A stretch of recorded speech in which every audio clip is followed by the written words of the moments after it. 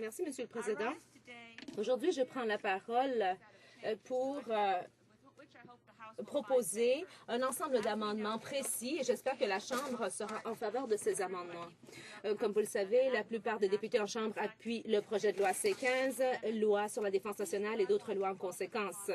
Mais je crois que les amendements proposés sont assez essentiels et doivent être étudiés à l'étape du rapport. Il s'agit de changements apportés au processus de la police militaire. Mais il faut se demander pourquoi est-ce important. Les Canadiens ont peut-être oublié les incidents fâcheux et honteux qui ont eu lieu en Somalie. Et il y a eu une tentative d'ingérence dans l'enquête qui a suivi. Alors, cela a mené à un nouveau cadre de reddition de comptes qui a été signé par le vice-chef d'état-major et le grand prévôt des forces canadiennes. Ils ont signé ce nouveau cadre en mars 1998 pour établir des principes en vue d'une reddition de comptes et pour établir le fait qu'il faut qu'il y ait des enquêtes qui soient menées de façon transparente, en temps voulu et de façon efficace. On a estimé que c'était essentiel. Donc, il s'agit d'un ensemble de principes qui régissent ce document. Avec le projet de loi C-15, on met de côté ce cadre. Alors, voilà pourquoi j'ai proposé ces amendements pour qu'on puisse rétablir le lien entre le cadre de reddition de comptes et le processus, de sorte que les responsables ne puissent s'ingérer dans une enquête. Alors, imaginez une enquête où il y aurait eu un incident comme la tragédie qui s'est produite en Somalie. On espère que cela ne se produira plus. Alors, il faut que nous ayons des systèmes fondés en droit qui sont efficaces et puis il faut qu'il y ait une reddition de comptes qui soit en place et il faut s'assurer que le personnel de l'état-major ne peut s'ingérer dans les enquêtes. Alors, voilà pourquoi nous avons des mesures de reddition de comptes pour faire contrepoids. Moi, je propose d'amender une partie du projet de loi et c'est assez extraordinaire ce qui s'y trouve. Il y a un changement dans la relation même. Alors, je cherche ici, c'est à la page 4, article 18.5, paragraphe 3. Il est indiqué que le vice-chef d'état-major de la Défense peut aussi, par écrit,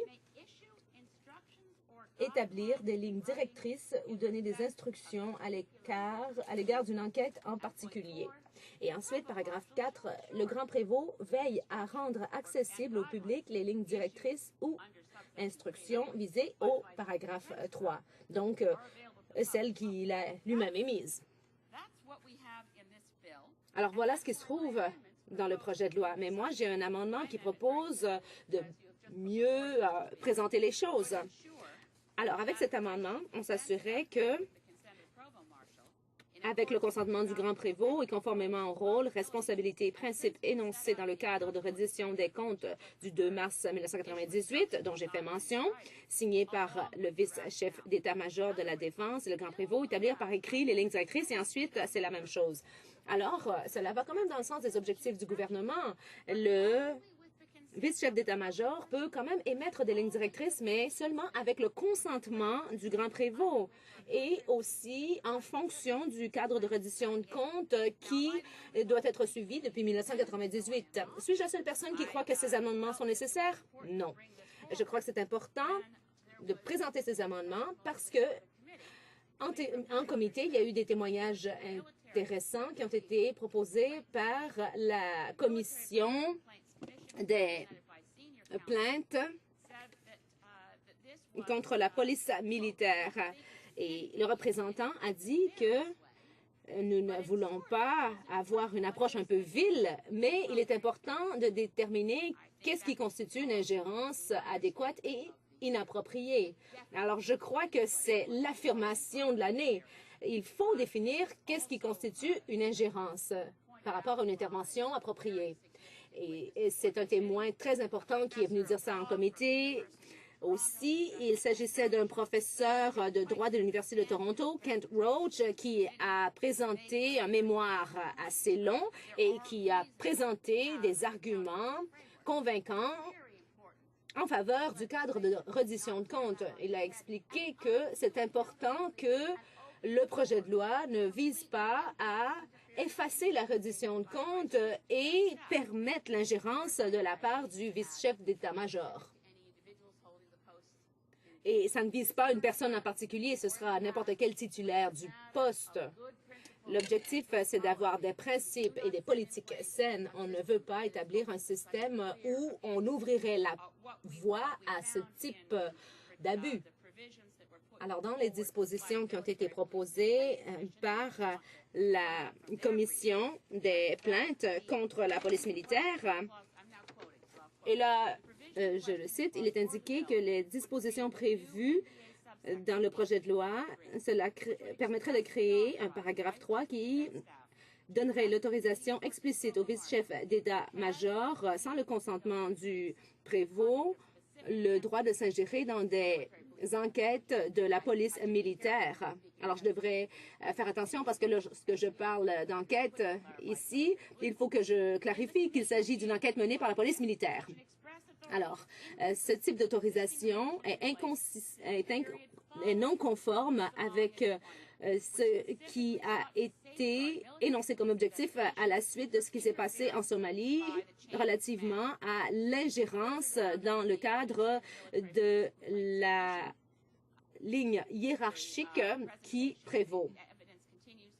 Et ensuite, il est indiqué dans le témoignage que les pouvoirs qu'on propose de donner au vice-chef d'état-major, c'est-à-dire de pouvoir intervenir dans le cadre d'une enquête de la police militaire sans le consentement du prévôt, représente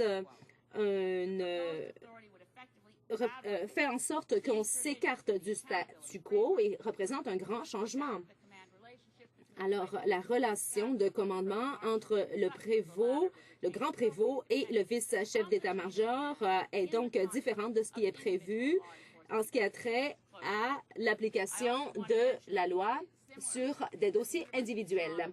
Alors, je devrais dire que Kent Roach, le professeur de l'Université de Toronto, a aussi parlé du fait que c'est très important que la police puisse jouir d'une indépendance dans ces enquêtes. Alors, Monsieur le Président, j'ai proposé de petits amendements. Ils ne font pas en sorte que l'objectif global du projet de loi soit détourné. Il faut comprendre que le cadre de reddition de comptes a été signé en 1998 pour des raisons qui sont bien justifiées et mes amendements ne visent qu'à assurer une indépendance. Ce n'est pas simplement le fait de rendre justice, mais aussi de donner apparence du fait que la justice a été rendue. Et cela a trait à la primauté du droit et à l'indépendance des enquêteurs et la protection contre toute ingérence. Alors, je demande aux députés de la Chambre des communes d'apporter ces amendements. Je sais qu'on n'a pas l'habitude d'accepter les amendements à l'étape du rapport, mais cela vient de recommandations faites par les représentants de la Commission d'examen des plaintes concernant la police militaire et j'enjoins donc tous mes collègues d'appuyer ces amendements à l'étape du rapport pour le projet de loi C-15. Merci, Monsieur le Président. Questions et observations. Le secrétaire parlementaire du ministre de la Défense nationale. La députée de Saanich Gulf Islands doit savoir que l'un des objectifs du projet de loi C-15, c'est de s'assurer que le cadre de reddition de comptes soit enchâssé dans la loi, de sorte qu'on puisse le considérer comme ayant force de loi. Voilà pourquoi le projet de loi n'a pas été amendé en comité, ni jusqu'à présent. Nous voulons que le rôle du grand prévôt soit encore plus explicite qu'auparavant. Et avec le projet de loi C-15, dans sa forme actuelle, le grand prévôt aura la capacité absolue de rendre publique toute instruction reçue par le vice-chef d'état-major et à toute occasion.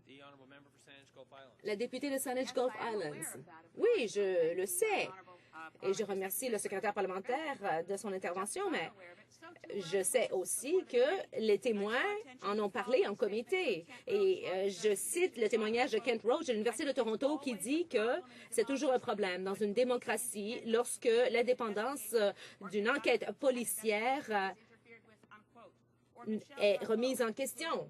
Et il y a aussi Michel Drapeau, un avocat avec 34 ans d'expérience au sein de Forces armées, qui a déclaré que est-ce qu'un maire pourrait envoyer des instructions au chef de police d'Ottawa, par exemple? Eh bien, la réponse est non. Est-ce que le premier ministre pourrait envoyer des instructions à la GRC? Non.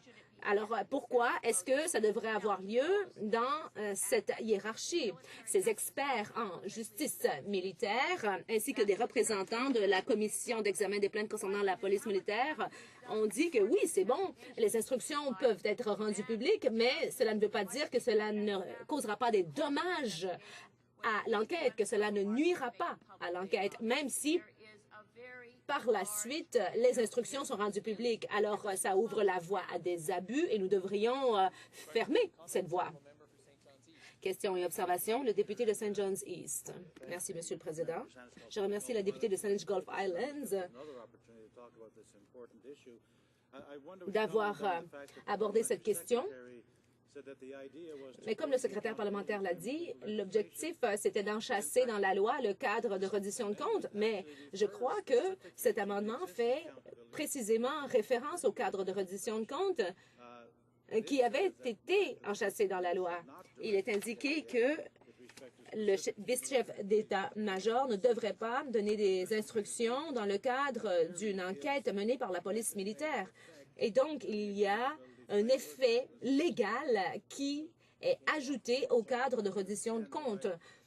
Par conséquent, je ne comprends pas pourquoi le secrétaire parlementaire dit qu'il veut que le cadre soit enchâssé dans la loi, tout en rejetant un amendement qui se propose de faire exactement cela, en faisant référence à ce cadre.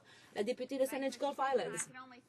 Merci, Monsieur le Président, et je ne peux que remercier mon collègue de St. John's East qui connaît très bien ce projet de loi et qui a bien expliqué mon argument. Cet amendement est conforme à l'objectif du projet de loi du gouvernement. Dans le libellé actuel du projet de loi C-15, il pourrait y avoir une ingérence de la part des hauts placés de l'armée dans une enquête menée par la police militaire. Et on permettrait au chef d'état-major, au vice-chef d'état-major de donner, sans le consentement du grand prévôt, des instructions à la police militaire dans le cadre d'une enquête. Alors, je crois que cela creuserait un trou, si on peut dire, ou nuirait, ou même affaiblirait le système parce que on autoriserait le vice-chef d'état-major à se mettre le doigt dans l'engrenage et il est clair que c'est la mauvaise façon de s'y prendre et le cadre de reddition de comptes ne serait pas respecté, même si l'objectif, c'est d'enchasser dans la loi ce même cadre.